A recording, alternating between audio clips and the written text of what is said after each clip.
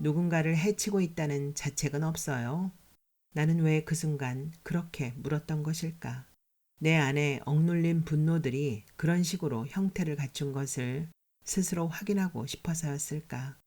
당신이 소유한 불구의 사랑은 이미 누군가를 철저히 파괴하고 있을지도 몰라. 나쁜 년. 내 남편을 돌려줘.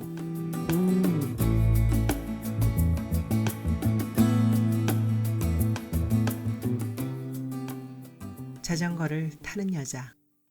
김지수. 그 여자는 겁이 지독하게 많거나 아니면 타고난 운동신경이 매우 둔한 것임에 틀림없었다. 그렇지 않고서야 겨우내 그렇게 연습을 거듭하는데도 불구하고 아직 불과 10여 미터도 못 가서 대여섯 번씩이나 넘어질 수가 없는 것이다. 흐린 하늘 위에 물에 분 듯한 흐린 해가 떠 있었다. 아니면 잿빛 구름 사이로 잘못 비어져 나온 달인지도 모르겠다. 저렇게 흐리멍텅한 명도라면 굳이 해라고 여겨야 할 필요도 없으리라. 손님도 뚝 끊긴 늦은 겨울 오후, 나는 무심히 유리문 너머를 내다보았다. 눈발이라도 흩뿌릴 듯한 잿빛의 텅 빈 들판을 배경으로 그 여자의 움직임이 아슬한 화면처럼 비쳐들었다.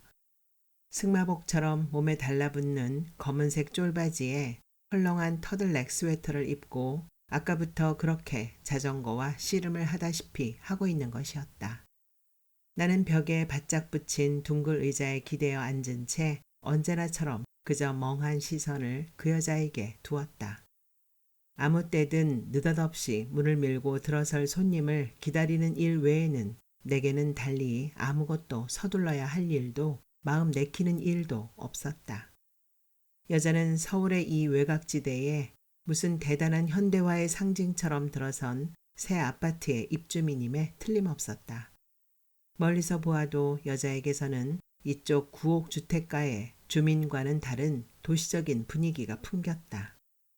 대여 가격 대폭 인하, 개당 500원이라고 써붙인 이 비디오 가게 바로 건너편에 하얀 분을 바른 듯한 새 건축물이 완공된 것은 꼭 2달 전이었다. 그것은 시선에 아무 거칠 것이 없던 이 납작한 동네에 새로 진군에 들어온 거인처럼 낯설고 서먹했다. 내가 앉은 자리에서는 사선으로 비쳐드는 그 거인의 거대한 옆구리 부분과 파종기를 기다리는 빈 들판이 을씨년스럽게 바라보였다. 들판의 끝 너머 여자가 자전거에 매달려 있는 그 들길의 막다른 곳에는 수도권을 벗어나거나 진입하는 자동차들이 경쟁하듯 쏜살같이 질주하는 또가 있었다. 무엇에 내몰린 듯이 헐떡이며 멈출 줄 모르고 달리는 차량들의 뽀얀 등이 마치 미친 짐승의 그것처럼 보인다. 여자의 솜씨로 보아 능란하게 자전거의 페달을 밟으며 그 국도까지 다다를 가망은 별로 없어 보였다. 잎을 모조리 떨군 가로수가 마디 풀린 뼈다귀처럼 바람에 너덜거렸다. 늦은 겨울에 가느다란 탄식 소리가 창살을 훑으며 지나갔다. 두꺼운 스웨터를 걸쳤음에도 어깨 쭉지가 새삼 시렸다. 석유 난로를 피울까 잠시 망설이다가 나는 그냥 겨드랑이로 두 팔을 엇갈려 깊이 찔러 넣으며 할 일 없이 여자의 움직임을 쫓았다. 입주민들이 늘어나고 아파트 단지에 새로 형성된 상가에 물량을 충분히 갖춘 새 비디오 대여점이 들어서면서부터 그나마의 주택가 손님마저 출입이 끊기다시피 했다. 대여 가격 대폭 인하. 모조지에 써붙인 선전문 한쪽이 늘어진 채 바람에 날리고 있었다. 바람은 이제 심한 탄식 소리를 내고 있었다. 이렇게 될 줄 몰랐어. 나는 눈을 감았다. 아득한 벌판 가득히 귀에 익은 신음소리가 고통스럽게 귀를 파고들었다. 이렇게까지 될 줄 몰랐다고. 여자가 다시 자전거와 함께 넘어졌다. 나는 벌떡 일어나 카운터 아래 놓인 마른 수건을 신경질적으로 집어들었다. 그리고는 손에 잡히는 대로 벽에 꽂힌 테이프를 끄집어내려 먼지를 닦기 시작했다. 차가운 테이프의 감촉이 네모난 얼음이기나 한 것처럼 손에 섬뜩했다. 낯익거나 혹은 낯선 배우의 얼굴이 그가 연출하는 가면의 표정으로 그 안에서 나를 보고 있었다. 나는 그 가식화된 모형의 표정을 지우듯 팔을 거칠게 움직여 수건으로 북북 문질렀다. 그러나 그 밖에도 모형은 많았다. 벽면을 가득 채운 테이프들이 좀 더 진절이 나게 진지한 삶은 바로 이런 것이라고 각기 다양한 얼굴과 목소리로 쏟아져 내릴 듯 시시덕거리고 있었다. 그 손바닥만한 직육면체의 틀 속 상품화된 모형의 삶들 사이에 갇혀 있는 나 자신의 기형적인 삶의 모습이 문득 한눈에 들어올 것 같았다. 나는 두어 개의 테이프들에 거칠고 무의미한 손질을 하다 말고 맥없이 수건을 떨어뜨리며 다시 의자에 주저물러 앉았다. 들판을 쓸어오는 황량한 바람의 아우성을 몸보다 시린 마음으로 들으면서 나는 어깨를 잔뜩 웅크리고 앉아 그저 아득히 자전거를 타는 여자를 바라보았다. 나는 한 번도 자전거를 타보려고 시도했던 적도 실제로 타본 적도 없었다. 단지 중학교 2학년쯤이든가 어느 물리 시간에 있었던 선생님과 반장과의 논쟁을 기억할 뿐이다. 자전거가 쓰러지려고 하면 바퀴를 반대편으로 틀어야 하는가 아니면 쓰러지는 쪽으로 틀어야 하는가가 언쟁의 주제였던 것 같다. 수업 중 돌연히 불거져 나온 그 문제를 풀기 위해 우리는 겨울방학을 며칠 앞둔 썰렁한 운동장에 둘러섰다.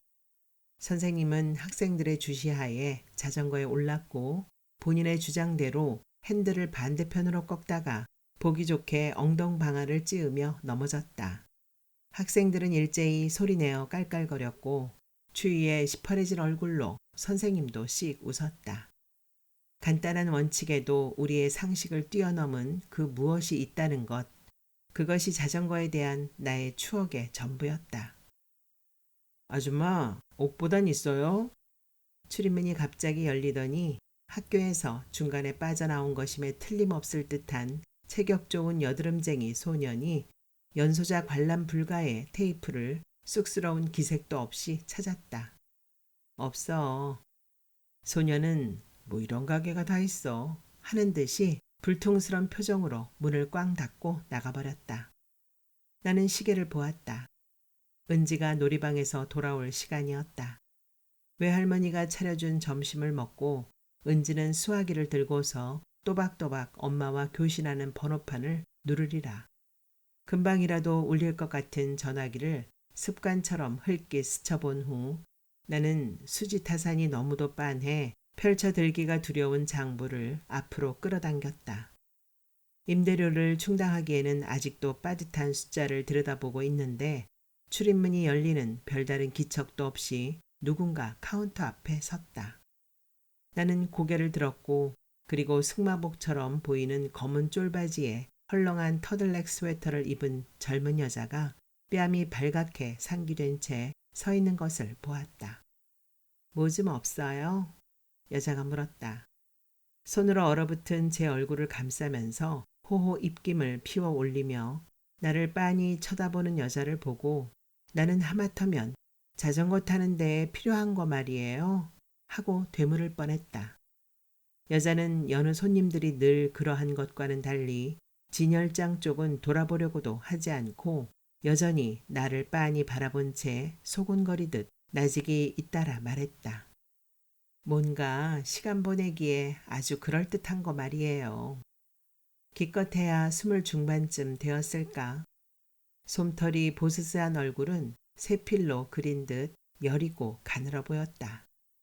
화장기가 전혀 없는데도 입술은 진한 핑크빛이었고 살갗은 희고 맑았다.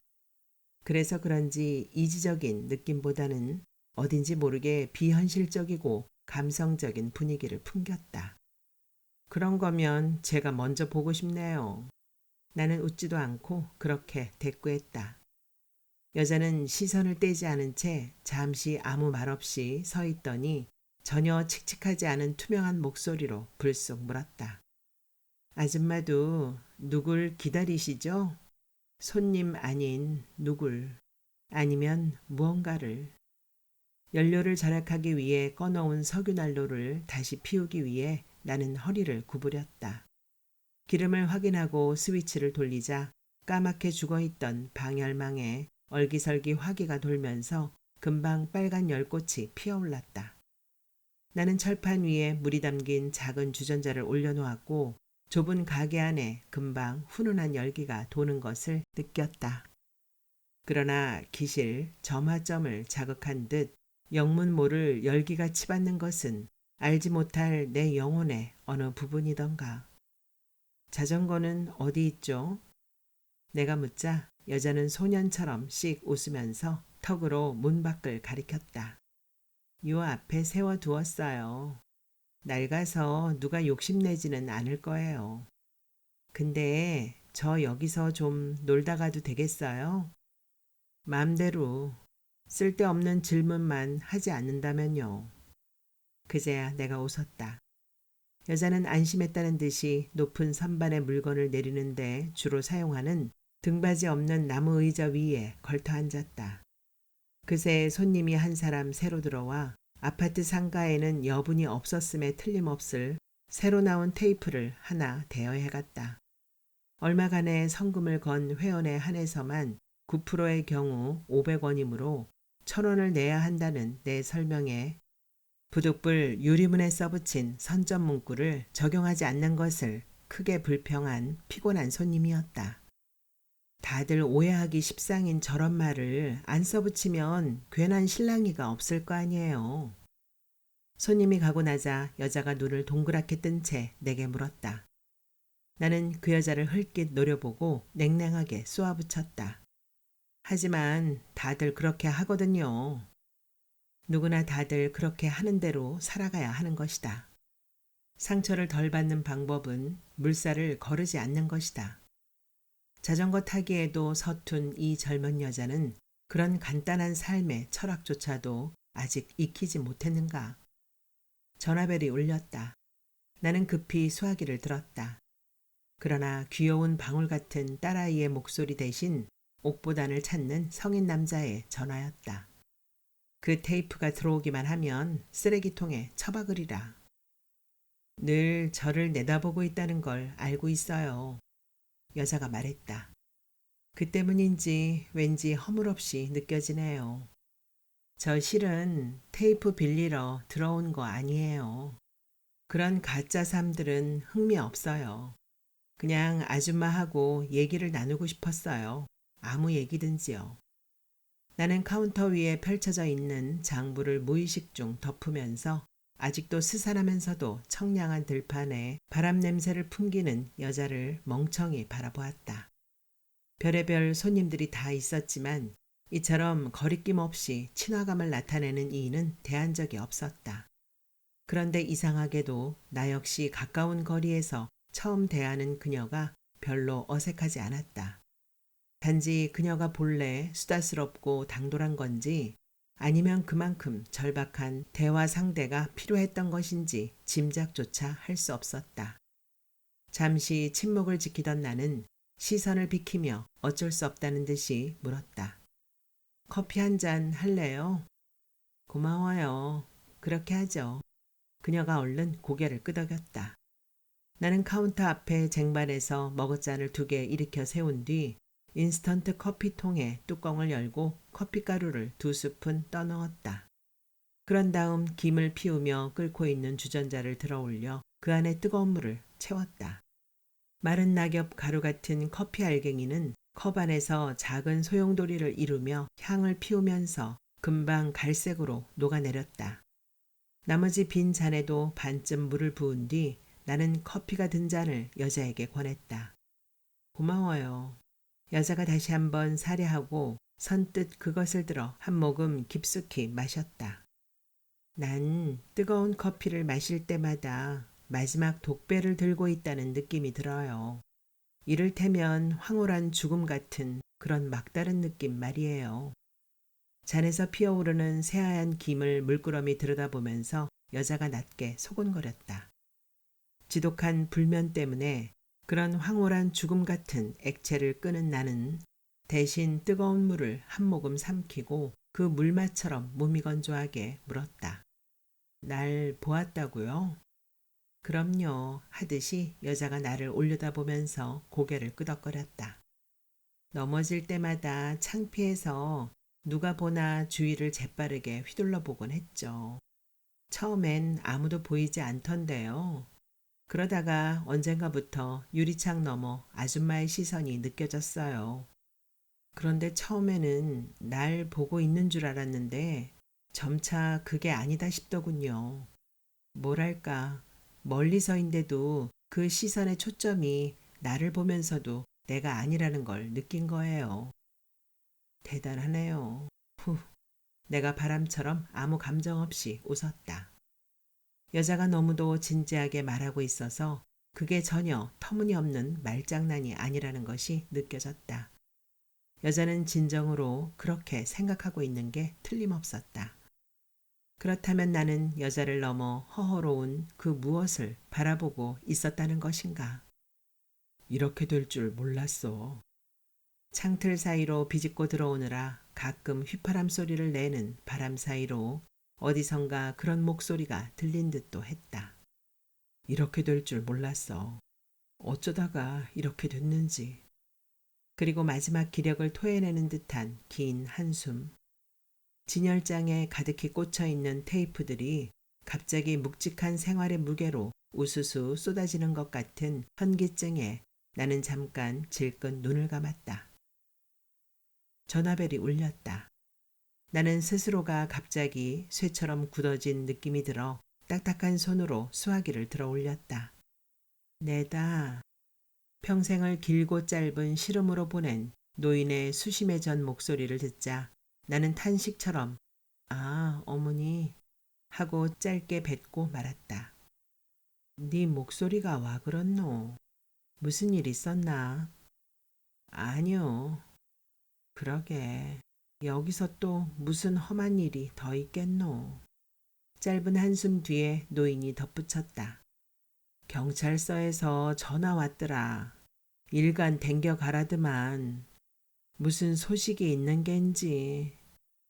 노인은 더 말을 잇고 싶지 않은지 수화기는 잠시 침묵을 전하더니 이내 엄마야? 나 은지. 전내가 뚝뚝 흐를 듯한 어리광 섞인 딸아이의 목소리가 낭낭하게 들려왔다. 그래, 점심 먹었니? 아이의 목소리를 들으면 그 때묻지 않은 유아기의 천진함을 떠올리면서 저절로 온몸에 생기가 도는 듯 했다. 내 목소리에는 나도 몰래 탄력이 실렸다. 응, 꽁지하고 먹었어. 꽁치. 옆에서 이모가 수정했다. 근데 엄마, 아이가 기니 할 말이 있는 듯 목소리가 빨라졌다. 수아가 혼났어, 선생님한테. 걔가 뭘 잘못했는데? 우리 아빠 도망갔대. 수아가 그랬어. 아빠가 어떤 여자랑 외국으로 도망갔다고. 어머, 얘 좀 봐. 이모가 수아기를 빼앗아 가려는 듯 아이의 싫어 하는 소리가 들리고 이어 불쑥 터트리는 긴 울음소리에 여운을 남기며 전화가 툭 끊어졌다. 자전거를 타는데 가장 중요한 건 균형을 잡는 법이래요. 고개를 수그린 채 커피를 홀짝이고 있던 여자가 갑자기 그렇게 말했다. 어느 쪽으로도 기울어지지 않게 어느 순간 정확하게 자신의 중심을 잡는 법. 그렇게 해서 재빨리 그 균형 감각 그대로 나아가는 것. 그게 전부래요. 그런데 어떤 사람들에게는 그게 아주 쉽고 자연스럽게 주어지는데 어떤 사람들은 아무리 애를 써도 어렵대요. 어려워요. 난 너무 힘들어요. 커피를 술처럼 마셨는지 여자가 취한 목소리를 냈다. 나는 여자를 바라보았고 그 여자가 조금 전 내가 바라보던 빈 들판을 초점 없는 멍한 시선으로 지켜보고 있는 것을 보았다. 우리는 서로 아무 말 없이 잠시 침묵 속에 놓였다. 침묵처럼 입술을 씹자 근래 들어 퍼렇게 타들어가기 시작한 아랫입술의 어느 부분인가가 다시 새로이 갈라졌는지 몹시 쓰라렸다.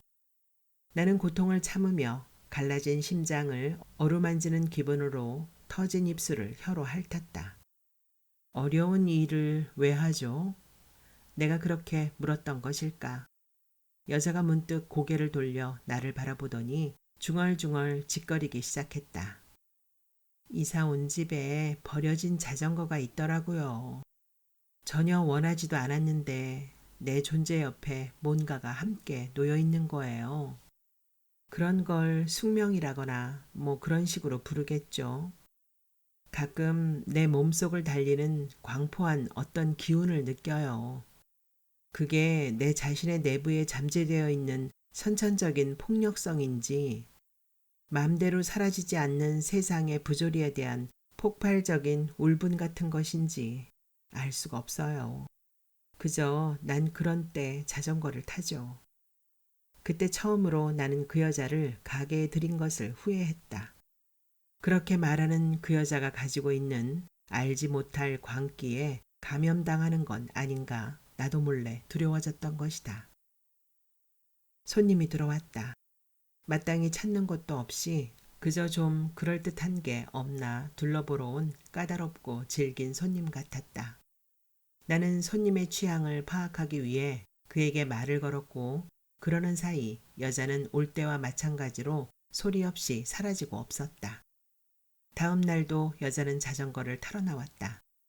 여느 때처럼 불과 10여 미터를 못 가는 동안 여전히 대여섯 번도 더 넘어지던 여자가 어느 순간 나를 바라보고 씩 웃는 듯이 여겨졌다. 그날은 웬일인지 손님이 끊이지 않아 늦게야 문득 다시 내다보니 여자가 빈 들길에 혼자 앉아있는 것이 보였다. 자전거는 그 여자의 발치에서 저만치 내팽개쳐진 듯 쓰러져 있었다. 여자가 어렵고 힘들어하는 것은 정말로 인간이 조립한 단순한 기구인가? 나는 고개를 수그린 여자의 반쯤 꺾여 있는 등에서 무언가 적막하고 위태로운 그늘을 본 듯도 하였다. 저녁 나절에 나는 그 여자를 다시 보았다. 은지에게 열이 있다고 해서 좀 일찍 퇴근하려고 준비를 하다 말고 누군가 가게 앞을 스쳐가는 기척이 있어 무심히 바라보니 그 여자가 어떤 남자의 팔에 매달리다시피 한 채 무언지 열심히 종알거리며 지나가고 있었다. 남자는 40대가 넘어 보였고 여자를 향해 미소를 짓고 있었으나 어딘지 침울해 보이는 표정을 가지고 있었다. 시야에서 사라지던 두 남녀는 아파트 귀퉁이에서 잠시 모습을 나타내었다가 다시 보이지 않게 되었다. 아주 짧은 순간이었지만 나는 여자에게서 미묘한 배반감을 느꼈던 것도 같았다. 여자가 웃고 있었기 때문이었을까? 그 여자의 웃는 모습은 귀엽고 단순해서 아이처럼 천진해 보였으나 그녀의 기분 좋게 가늘게 감긴 눈과 작은 활처럼 활짝 열린 입을 보는 순간 왠지 내 등으로 알 수 없는 증오 같은 게 짧은 전율처럼 스쳐 지나갔다. 더 스웨터를 걸치고 막 가게 문을 닫으려는데 전화벨이 울렸다.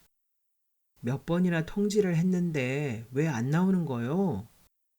짜증과 사무적인 위압이 실린 경찰서 박 형사의 목소리를 듣고 있는 내 귀에 느닷없이 방금 시야에서 사라진 여자의 웃음소리가 환청처럼 메아리쳤다.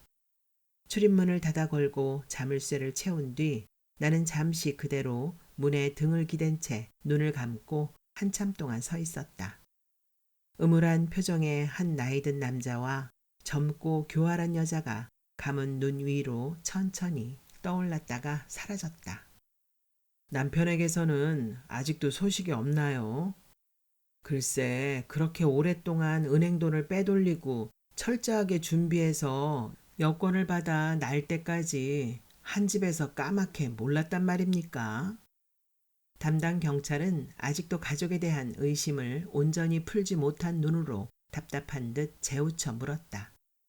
한 집에서, 아니 한 이불 아래에서 아무것도 몰랐던 나는 입을 다문 채 그저 언제나처럼 완강히 고개를 저을 수밖에 없었다. 나는 정말로 알지 못했다. 남편은 꼼생원이라는 별명을 들을 정도로 꼼꼼하고 철저한 사람이었다. 몸이 불편해도 정시에 출근하고 퇴근하는 것을 생활 철칙으로 알고 있었으며 법이나 도덕 규범 등에 한 번도 어긋나 본 적이 없었다. 더욱이 도박이나 투기 따위에 관심을 보인 적도 없었다. 그리고 무엇보다 천성적으로 선량해서 범죄에 빠져들 만큼 모질지가 못했다. 그런데 그런 남편이 어느 토요일 오후 업무가 끝나자마자 근무처인 지점에서 미리 빼돌린 엄청난 공금과 더불어 김포공항을 통해 갑자기 사라져버린 것이었다. 나는 아직도 그가 단 한마디의 언질도 없이 아내와 딸이 있는 가정과 조국을 버렸다는 것을 믿을 수가 없었다.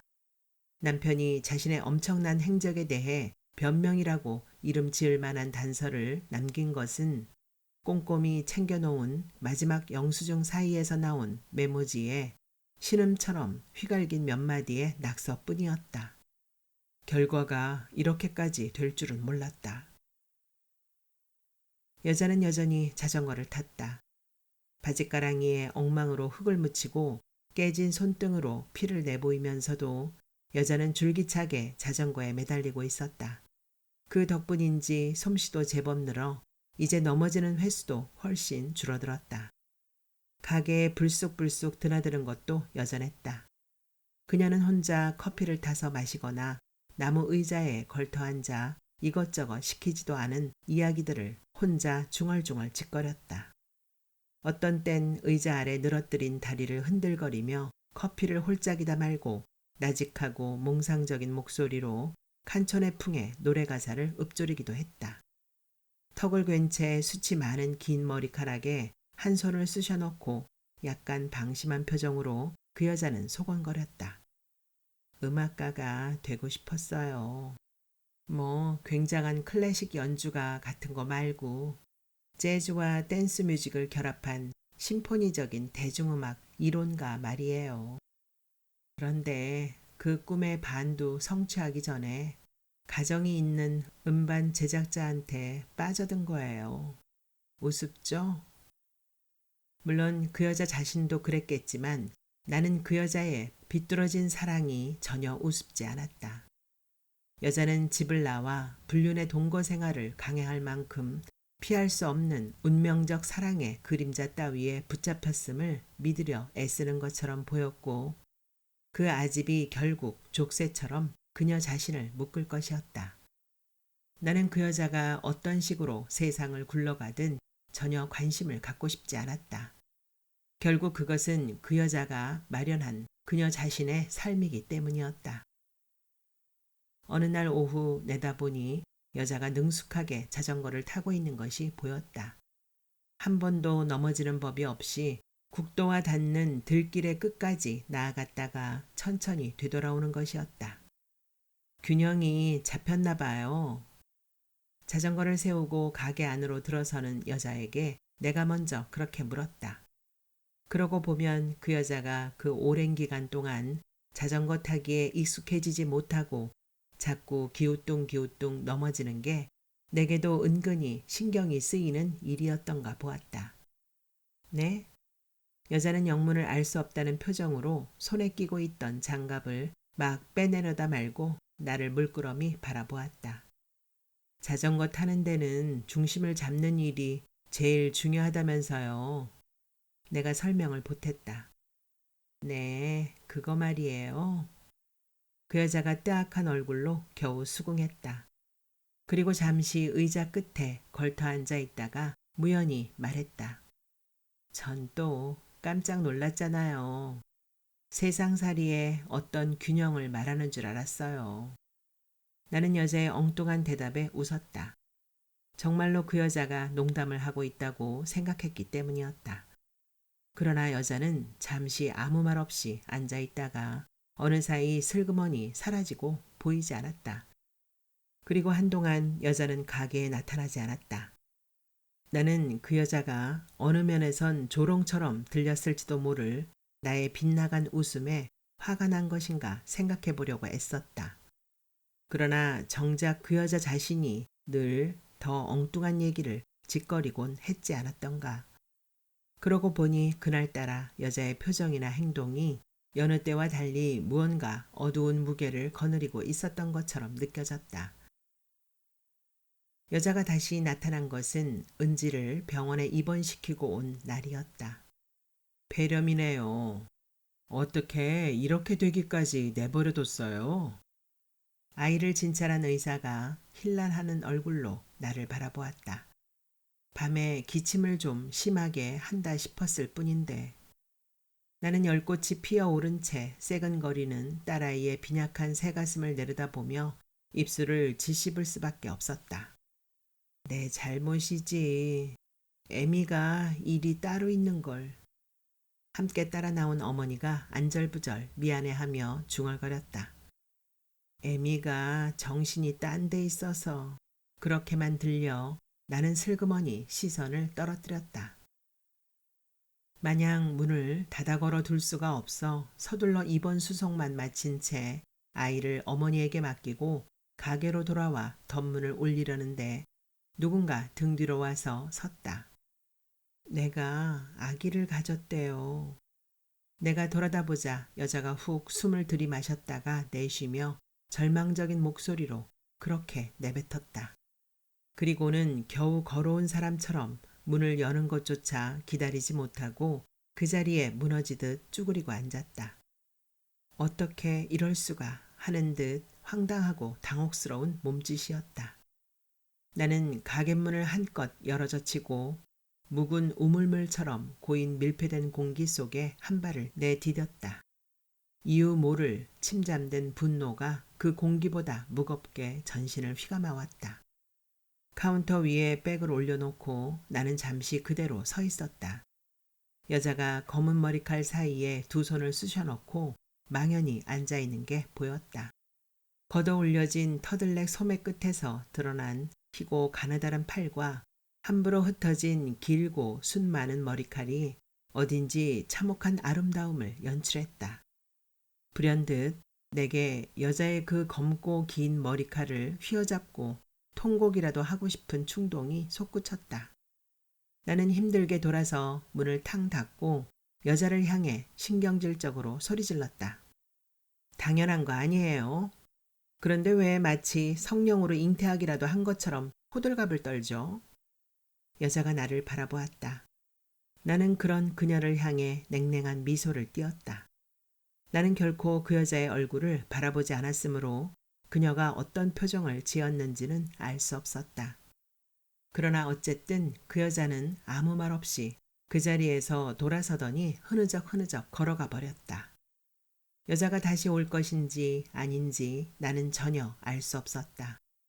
가끔 들길을 달리거나 차량이 쏜살같이 질주하는 들판의 끄트머리에 위태롭게 앉아있는 여자의 모습을 여전히 무료하고 암담한 일과 속에서 아득히 바라볼 뿐이었다. 은지의 병은 별로 차도가 없었고 가게는 벌써 석 달째나 임대료가 밀리고 있었으며 친정의 살림을 유지해 나가면서 내게도 도움을 주던 오빠의 사업은 그즈음 더욱 부진한 김이었다. 나는 더욱 게을러져서 카운터에 마저도 부옇게 먼지가 올랐다.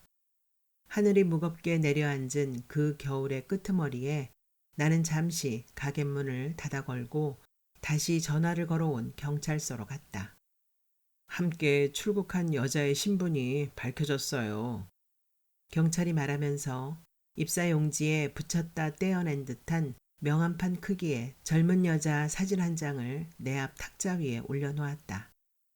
나는 갑자기 가슴이 탁 막히는 듯하여 나도 몰래 얼른 그 사진을 외면했다.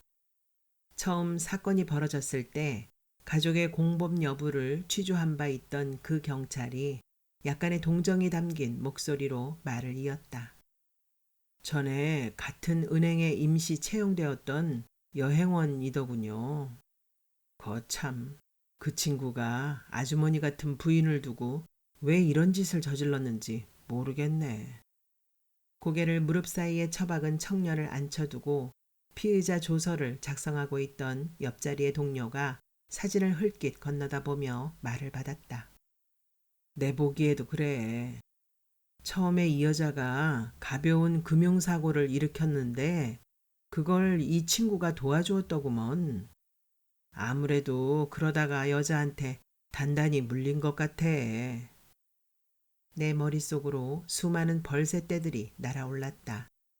온몸에 솜털이 바늘끝처럼 솟고 그 바늘이 일제히 폐부를 찌르는 것 같았다. 이렇게까지 될 줄은 몰랐어. 남편의 황망한 중얼거림이 문득 귓가를 스쳤다. 나는 거스러미가 돋은 입술을 말없이 씹었다. 거칠게 갈라진 입술의 어느 부분에선가 툭 핏망울이 터져 쓰라렸다. 결국 그 때문에 불렀다는 듯 경찰이 거듭 다짐했다. 어떤 형태로든 연락이 오게 되면 반드시 신고를 해주셔야 합니다. 남편이라고 감싸시려 들면 점점 곤란하게 돼요. 가게로 돌아오니 잠가놓은 문 앞에 낯익은 자전거 한 대가 놓여 있었다. 주위를 살펴보았으나 기다리기가 지루했던 것인지 여자는 보이지 않았다. 자전거를 문 옆으로 치우기 위해 핸들을 붙잡은 나는 갑자기 그것을 끌고 들길로 나아가기 시작했다. 들판을 휩쓰는 발톱 같은 차가운 바람이 드러나 살갗을 함부로 핥히고 달아났다. 내 몸속에서 광포한 어떤 기운이 무섭게 달리는 것을 나는 생생하게 느끼고 있었다. 그것이 그 여자가 말하던 잠재된 폭력성인지 세상의 부조리에 대한 울분인지 그도 아니라면 남편이 길들여 놓고 간 섹스에 대한 충동인지 알 수 없었다. 그저 내 안에 무엇인가가 터져나오듯 충동적 욕망이 나를 온전히 사로잡았다. 나는 무거운 동물체 같은 자전거를 묵묵히 끌어안은 채 들길의 한가운데로 올라섰다. 그리고는 자전거를 반드시 세우고 그 위에 올라앉았다. 그러나 두 발을 모두 땅에서 뗄 수가 없어 한 발만 페달에 올려놓고 한 발은 바닥에 딛고 있자니 몸이 한쪽으로 기울어졌다. 하늘이 옆으로 반이나 기울어져 보였고 아파트의 반듯한 몸뚱이도 한쪽으로 삐딱하게 기울어졌다. 국도를 달리는 차들도 사선으로 누운 채 맹렬히 달리고 있었다. 나는 빗돌게 나를 향한 세상의 모습이 무서워 얼른 고개를 치켜들었다. 그리고 용기를 내어 온몸을 바르게 세우고 두 발을 페달 위에 가지런히 얹었다. 그러나 똑바로 서서 이제 막 앞으로 나아가야겠다고 여긴 순간 나는 쿵 하는 소리를 요란하게 내면서 자전거와 함께 모로 쓰러져 버리고 말았다. 마른 흙먼지가 풀썩 일면서 몸의 어느 부분인가에 심한 충격이 왔다. 나는 잠시 그대로 바닥에 주저물러 앉아 있었다. 코끝으로 맡아지는 알싸한 흙내와 함께 한 줄기 알 수 없는 눈물이 볼을 타고 흘러내렸다. 팔꿈치와 무릎에 멍이 든 채로 먼지 쌓인 카운터 앞에 멍하니 앉아있자니 여자가 슬그머니 들어왔다. 병원에 들렸다 오는 길이에요. 여자는 의자에 걸터 앉으며 습관처럼 머리칼을 쓸었다. 그녀는 며칠 사이 몰라보게 헬쑥해져 있었다. 짙은 핑크빛 입술은 시퍼런 기운을 띄었고 뺨도 윤기 없이 홀쭉했다. 그런데 상상 임신이래요. 여자는 나를 보고 억지로 웃는 듯한 희미한 미소를 흘렸다. 나는 아무 말 없이 석유난로에 불을 피우고 그 위에 주전자를 얹었다. 물이 데워질 때까지 우리는 서로에게 화가 난 것처럼 아니면 각기 따로 존재하는 것처럼 상대를 외면한 채 고요히 앉아 있었다. 좀 더 진지한 삶을 향한 모형의 삶들로 채워진 비디오 테이프들과 창틀 사이로 비집고 들어와 휘파람 소리를 내는 황량한 바람 소리에 갇혀 우리는 시간의 흐름을 억지로 가로지르기라도 하는 것 같았다. 상상 임신이라는 건 갑자기 그녀가 무언가 겁에 질린 듯한 목소리로 불쑥 말했다. 그러니까 그건 임신을 너무 원하거나 또는 그 반대로 지독히 두려워하는 경우 실제와 똑같은 현상이 생긴대요. 생리가 끊어지고 입덧을 하고 의사로부터 그런 설명을 듣는 순간 안도감보다는 온몸에 전율이 올랐어요. 상상으로, 단지 생각만으로 어떤 구체적인 물리적 현상이 가능해지다니. 정말로 끔찍한 일 아니에요? 이를테면 그저 정신을 모으는 것만으로도 누군가에게 치명적인 타격이 가능해지기도 한다는 거 말이에요. 여자는 아직도 세상에 대한 균형과 거리가 먼 것인가? 나는 열에 들뜬 듯 다소 논리의 비약에 빠진 듯한 여자를 물끄러미 바라보았다. 그리고 그 여자가 처음 만났을 때와는 달리 맑은 정기를 잃고 어딘지 많이 쇠진해 있다는 느낌을 받았다. 이미 누군가를 해치고 있다는 자책은 없어요. 나는 왜 그 순간 그렇게 물었던 것일까? 내 안에 억눌린 분노들이 그런 식으로 형태를 갖춘 것을 스스로 확인하고 싶어서였을까? 당신이 소유한 불구의 사랑은 이미 누군가를 철저히 파괴하고 있을지도 몰라. 나쁜 년. 내 남편을 돌려줘. 여자가 멍한 눈으로 나를 바라보았다. 물이 끓어요. 내가 일어나면서 그녀의 앙상한 어깨를 치자 그녀가 꿈에서 깬 듯 화들짝 놀랐다. 그리고는 주위를 두리번거리더니 얼굴을 두 팔 사이에 깊이 묻어버렸다. 나는 마른 걸레를 꺼내어 아주 오랜만에 먼지가 하얗게 묻은 테이프들을 닦기 시작했다. 풀풀 날리는 먼지의 잔에 넘어 여자가 무슨 생각을 하고 있는지 혹은 울고 있는지 어떤지 알 수 없었다. 나는 단지 우리들의 고통스러운 일상의 삶 역시 이처럼 먼지 묻은 테이프의 삶들이 보여주는 낡은 모형 중에 하나가 아닌가 그런 쓸쓸한 생각을 했던 것도 같다. 여자가 죽은 것은 며칠 후였다. 고의였는지 실수였는지 여자는 자전거를 국도 끝까지 몰아갔고 달리던 차 중에 하나와 맞부딪혀 그 자리에서 즉사했다. 나는 몰려든 사람들의 틈바구니 넘어 멀리서 앰뷸런스에 실리는 그녀의 축 늘어진 다리 부분만을 볼 수 있었다. 위태롭게 페달을 밟아가던 그녀의 발은 생존의 연락과는 상관없이 작고 아름다웠다. 남편에게서는 아직도 아무런 소식이 없고 나는 밀린 가게세를 걱정하며 유리문 너머 들길로 아득히 자전거를 달리는 여자를 바라본다.